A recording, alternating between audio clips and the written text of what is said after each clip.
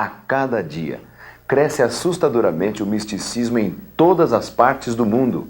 Através do espiritismo, da nova era, dos movimentos carismáticos, das filosofias orientais e vários movimentos similares, o inimigo tem propagado ideias mentirosas sobre o destino eterno do homem, sobre a comunicação com os mortos e sobre Deus. A Bíblia desmascara o inimigo e estabelece a verdade sobre esses assuntos. A existência de uma vasta confederação de maus espíritos chefiados por um demonarca, Satanás, é ensinada pelas Escrituras. O Sagrado Livro lhes chama forças ou hostes espirituais do mal. Efésios 6, versículo 12. Ele atribui a Satanás e seus anjos todo o mal que há no mundo. De onde veio Satanás? O inimigo do bem é uma criatura de Deus que se corrompeu. Ele foi criado perfeito, como perfeito é tudo que Deus faz. Esta é a revelação do céu quanto à origem do diabo. Perfeito eras nos teus caminhos, diz a Escritura, desde o dia em que foste criado, até que se achou iniquidade em ti. Ezequiel 28, versículo 15. Ao criá-lo, Deus o dotou de extraordinária beleza e grande sabedoria. Fê-lo seu assistente direto e chefe dos anjos. Este glorioso ser era evidentemente a mais elevada criatura de Deus. Mas Lúcifer aninhou o orgulho no seu coração, quis ser igual a Deus. Dando a causa da sua queda, a Escritura diz: elevou-se o teu coração por causa da tua formosura, corrompeste a tua sabedoria por causa do teu resplendor. Ezequiel 28, 17. Lemos também: tu dizias no teu coração: eu subirei acima das mais altas nuvens e serei semelhante ao Altíssimo. Ele quis, pois, ser um Deus ele próprio. Isaías 14, 13 e 14. Usando para o mal a extraordinária inteligência com que Deus o dotou e ocultando seus reais objetivos, Lúcifer semeou entre os anjos o espírito de descontentamento que nele estava, as mesmas críticas contra Deus como egoísta, as mesmas críticas contra a lei divina. O que Deus estabeleceu para o bem, para a felicidade de suas criaturas, ele fez parecer que trazia o mal, que restringia a liberdade e o crescimento. A terça parte dos anjos foi assim levada a duvidar de Deus e a acompanhar Lúcifer na sua rebelião contra o Criador.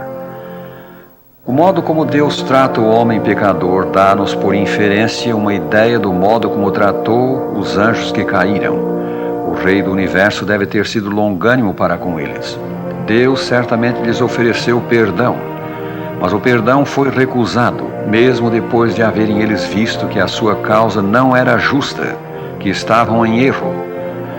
Confirmando-se a hoste rebelde no pecado, Deus teve por fim que expulsá-los. Nas palavras que já lemos, houve peleja no céu, e foi expulso o grande dragão, foi atirado para a terra e com ele os seus anjos. Aqui na terra, Satanás transmitiu o vírus da rebelião aos recém-criados pais da raça humana e através deles a todos os seus descendentes, dessa maneira mergulhando o mundo numa longa e escura noite de dor.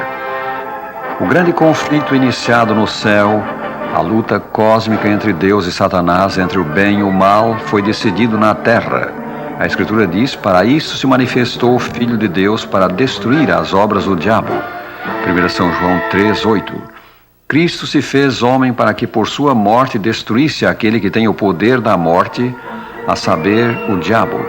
Hebreus 2, 14. Os anjos das trevas são seres poderosos. Eles são capazes de personificar os mortos, reproduzindo-lhes a aparência e imitando-lhes a voz. Satanás personificou o falecido profeta Samuel quando o rei Saul consultou a feiticeira de Endor.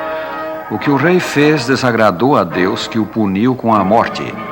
O autor sagrado diz: assim morreu Saul por causa da sua transgressão cometida contra o Senhor, por causa da palavra do Senhor a que ele não guardara, e também porque interrogara e consultara uma necromante, e não ao Senhor, que por isso o matou e transferiu o reino a Davi, filho de Jessé.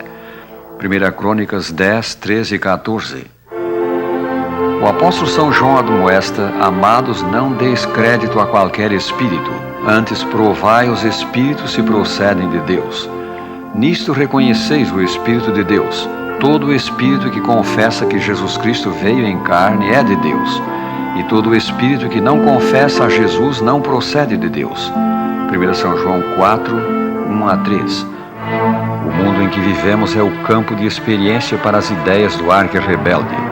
Demonstra-se aqui o efeito de um princípio que recusa reconhecer Deus, que tira Deus do seu lugar e tira-o do trono do coração, colocando aí o próprio eu. Satanás fez isso quando quis ser um Deus e implantou a mesma ideia no homem. No dia em que dele comerdes, do fruto proibido, disse ele à nossa primeira mãe, se vos abrirão os olhos e, como Deus, sereis conhecedores do bem e do mal. Gênesis 3, 5. Como resultado, desde que a sugestão do enganador foi aceita, o homem tem estado afirmando a si mesmo no lugar de Deus, fazendo a sua própria vontade em vez de a do seu Criador. Mas a filosofia egocêntrica da vida tem em si o germe da destruição, o sentimento que ela nutre, o egoísmo, o espírito de Satanás, é a raiz de todos os males. Ele separa de Deus e dos semelhantes, corrompe, torna a criatura infeliz e leva à morte. É a operação desse estranho elemento implantado no homem por Satanás que devemos à vasta discórdia imperante no mundo, às injustiças, à violência, às guerras, à doença, o sofrimento e à morte. Para salvar o homem dessa rebelião, também dos males dela resultante, Deus, mediante Cristo, manifestou o seu caráter, manifestou o seu amor. Nos 33 anos que aqui viveu, o Senhor Jesus Cristo se demonstrou a personificação do amor. Dando a sua vida para expiar os nossos pecados, nossa rebelião, Cristo não só exibiu o amor de Deus, como também se mostrou digno do nosso amor, de que o recoloquemos no seu lugar, no trono do nosso coração. A morte de Jesus nos possibilitou perdão, libertação da nossa condição de escravos do pecado, reintegração na posição de filhos. Sim, possibilitou a destruição em nós das obras do diabo. A promessa é dele próprio: se, pois, o Filho vos libertar, verdadeiramente sereis livres. São João 8,36. Dois poderes disputam o teu coração: Deus em Cristo de um lado e Satanás do outro lado. Na luta entre eles não há terreno neutro. Se não estamos com um, estamos com o outro. Escolhe a Cristo, escolhe a vida e o bem, escolhe agora.